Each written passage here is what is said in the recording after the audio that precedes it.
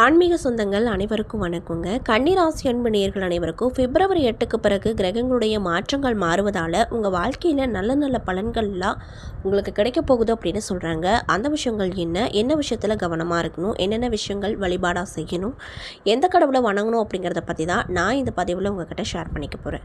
இந்த பதிவில் சொல்லக்கூடிய எல்லா தகவலும் கன்னி ராசிக்காரங்களுக்கு ரொம்பவே யூஸ்ஃபுல்லாக தான் இருக்க போகுது. ஸோ வீடியோவை ஸ்கிப் பண்ணாமல் தொடர்ச்சியாக பாருங்கள். அது மட்டும் இல்லாமல் இது போன்ற ஆன்மீகம் சார்ந்த வீடியோக்களெல்லாம் நீங்கள் பார்க்கணும் அப்படின்னு ஆசைப்பட்டால் நம்மளுடைய முருகன் ஆஸ்ட்ரோ சேனலை மறக்காமல் சப்ஸ்கிரைப் பண்ணிவிட்டு கீழே இருக்கும் பெல் ஐக்கானையும் மறக்காமல் கிளிக் பண்ணுங்கள். அப்போ தான் நம்ம சேனலில் போடுற எல்லா வீடியோவுமே உங்களுக்கு நோட்டிஃபிகேஷனாக உடனுக்குடனே வந்து சேரும். மேலும் உங்களுக்கு புத பகவானை ரொம்ப பிடிக்கும்னா அந்த வீடியோக்கு ஒரு லைக் பண்ணிவிட்டு நம்மளுடைய கமெண்ட் பாக்ஸில் புத பகவானுக்கு போற்றி அப்படின்னு சொல்லி மறக்காமல் பதிவிடுங்க.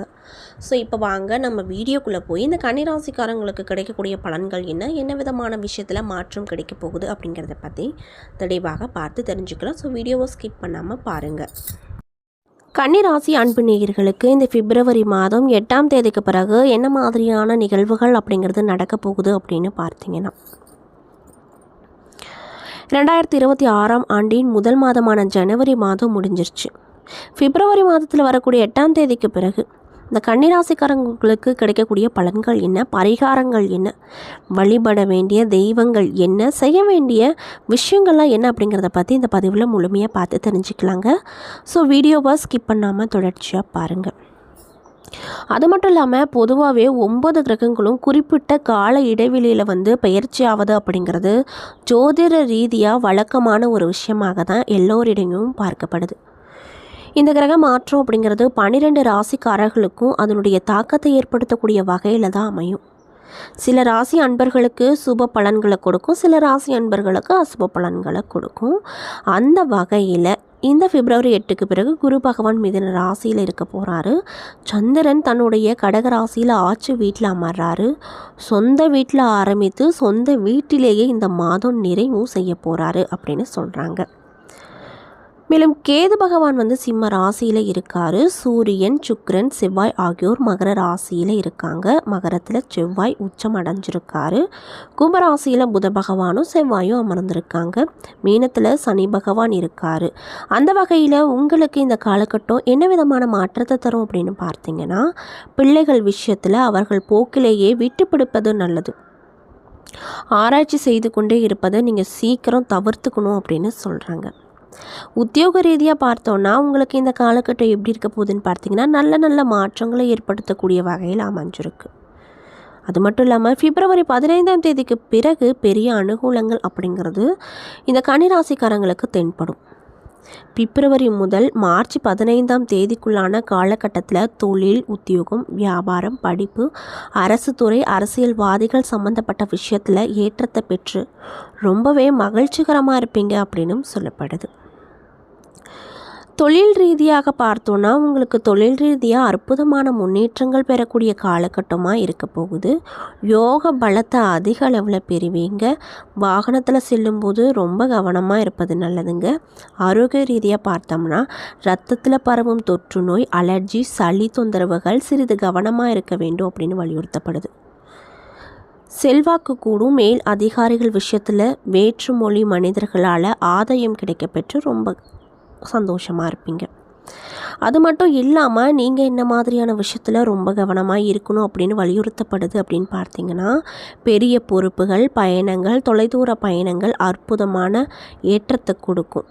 மேலும் உடன் இருப்பவர்களின் விஷயத்தில் மட்டும் அதீத கவனமாக இருப்பது நன்மையை பாய்க்கும். யாரையும் நம்பி முக்கிய பொறுப்புகளை கொடுக்கக்கூடாது. பொருளாதாரத்தை பொறுத்த வரைக்கும் நல்ல முன்னேற்றம் அப்படிங்கிறது கண்டிப்பாக இந்த காலகட்டம் உங்களுக்கு கொடுக்க போகுது. அதில் எந்த ஒரு மாற்று கருத்தும் இல்லை அப்படின்னு சொல்கிறாங்க. வண்டி வாகனங்களில் செல்லும்போது உரிய விதிமுறைகளை கடைபிடிப்பது ஏற்றத்தை கொடுக்கும் அப்படின்னும் சொல்லப்படுதுங்க. அது மட்டும் இல்லாமல் தொழில் மற்றும் வியாபாரத்தில் நல்ல முன்னேற்றத்தை இந்த காலகட்டத்தில் நீங்கள் பார்ப்பீங்க. திட்டமிட்டு செய்ய காரியங்களில் வெற்றி அடையும் யோக பலன்கள் உண்டாகும். குடும்பத்தில் மகிழ்ச்சி கிடைக்கும். ஆரோக்கியத்தில் அக்கறை செலுத்துவது நல்லது. உத்தியோகத்தில் இருக்கக்கூடியவங்களுக்கு அனுகூலமான பலன்கள் நிறையவே கிடைக்க போகுது. மேலும் நீங்கள் என்ன மாதிரியான விஷயத்தை பரிகாரங்கள் மாதிரி பண்ணணும் அப்படின்னு பார்த்தீங்கன்னா, சிவபெருமான வழிபாடு செய்வது ரொம்ப ரொம்ப நல்லது அப்படின்னு சொல்கிறாங்க. அது மட்டும் இல்லாமல் நாராயணத்தில் 100வது பாடல்களை கேட்பது பெரிய நம்பிக்கையை உங்களுக்கு ஏற்படுத்துங்க. ஸோ இந்த பதிவை வந்து கன்னிராசிக்காரங்க பார்க்குறீங்க அப்படின்னா கண்டிப்பாக இந்த இரு விஷயத்தையும் பரிகாரங்கள் மாதிரி பண்ணுங்கள். உங்கள் வாழ்க்கையில் நீங்கள் என்னென்ன விதமான கஷ்டங்களை எல்லாம் பார்த்துருக்கீங்களோ அந்த கஷ்டங்கள் எல்லாம் அப்படியே கரைந்து ஓடிவிடும். ஸோ நம்பிக்கையோடு இந்த ஒரு விஷயத்தை பண்ணி பாருங்கள். மேலும் உங்களுக்கு வந்து கன்னிராசிக்காரங்க யாராவது தெரிஞ்சவங்களாக இருந்தால் அவங்களுக்கும் இந்த விஷயத்தை ஷேர் பண்ணுங்கள், அவங்களும் பலன் பெறட்டும். மேலும் உங்களுக்கு இந்த காலகட்டத்தில் அனைத்து காரியத்திலுமே வெற்றி கிடைக்கும்.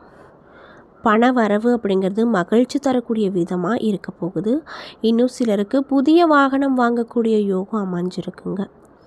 இன்னும் சிலருக்கு எதிர்பாராத அதிர்ஷ்ட வாய்ப்புகளும் வரக்கூடும். இதனால் நீங்கள் ரொம்பவே மகிழ்ச்சிகரமாகவும் காணப்படுவீங்க அப்படின்னு சொல்லப்படுதுங்க. அது மட்டும் இல்லாமல் புண்ணிய தலங்களுக்கு தரிசித்து வரக்கூடிய வாய்ப்புகள் நிறைய உங்களுக்கு கிடைக்க போகுது. பெண்கள் மூலமாக பொருள் சேர்க்கை உண்டாகும். உறவினர்களால் அடிக்கடி பிரச்சனைகள் ஏற்படக்கூடும். அப்படிங்கிறதுனால நீங்கள் ரொம்ப கவனமாக இருக்கணும். பேச்சுவார்த்தைகள் அளவோடு இருக்கணும்னு வலியுறுத்தப்படுது. கணவன் மனைவிக்கிடையே இருந்து வந்த கருத்து வேறுபாடுகள் மறைந்து அந்யோன்யம் அதிகரிக்க போது தாய் வழி உறவினர்கள் வருகை சில சங்கடங்களை தரக்கூடிய வகையில் இருக்க போகுதுன்னு சொல்லப்படுது. மாத பிற்பகுதிக்கு மேலே சகோதரர்களிடம் எதிர்பார்க்கும் உதவிகள் நிறையவே கிடைக்கும்.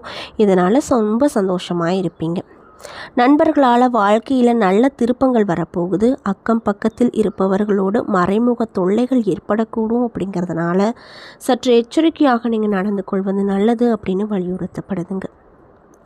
மேலும் அலுவலகத்தில் செல்வாக்கு அதிகரிக்கும். சக பணியாட்கள் உங்களிடம் ஆலோசனை கேட்டு செல்வார்கள். விரும்பிய இடமாற்றம் கிடைக்க போகுது. அதிகாரிகளுடைய ஆதரவு அப்படிங்கிறது இந்த காலகட்டத்தில் உங்களுக்கு அதிகமாக கிடைக்கும். எதிர்பார்த்த பதவி உயர்வு, ஊதிய உயர்வு கிடைக்கும். இன்னும் சிலருக்கு வெளிநாடு செல்லக்கூடிய வாய்ப்புகள் வரும்.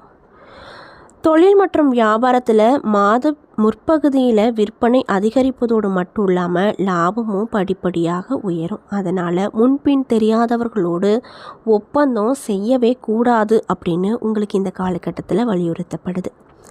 குடும்பத்தை நிர்வகிக்கக்கூடிய கன்னிராசி பெண்மணிகளுக்கு இந்த காலகட்டம் எப்படி இருக்க போகுதுன்னு பார்த்தீங்கன்னா குடும்பத்தை நிர்வகிக்கக்கூடியவங்களுக்கு சற்று சிரமங்கள் இருக்க செய்யும் அப்படின்னு சொல்கிறாங்க. மேலும் நீங்கள் பொறுமையை கடைபிடிப்பது ரொம்ப ரொம்ப நல்லதுங்க. அது மட்டும் இல்லாமல் வேலைக்கு செல்லும் பெண்களுக்கு வேலை சுமை அப்படிங்கிறது கூடுதலாக இருக்குங்க. அதே போல் உங்களுக்கு சாதகமான நாட்கள்லாம் என்ன அப்படின்னு பார்த்தீங்கன்னா பிப்ரவரி 4, 8, 10 சந்திராஷ்டம தினங்கள் அப்படின்னு பார்த்தீங்கன்னா 26, 27. அதிர்ஷ்டம் தரக்கூடிய தினங்கள் அப்படின்னு பார்த்தீங்கன்னா 3, 7. வழிபட வேண்டிய தெய்வம் யாருன்னு பார்த்தீங்கன்னா தட்சிணாமூர்த்தி மற்றும் ஆஞ்சநேயர்.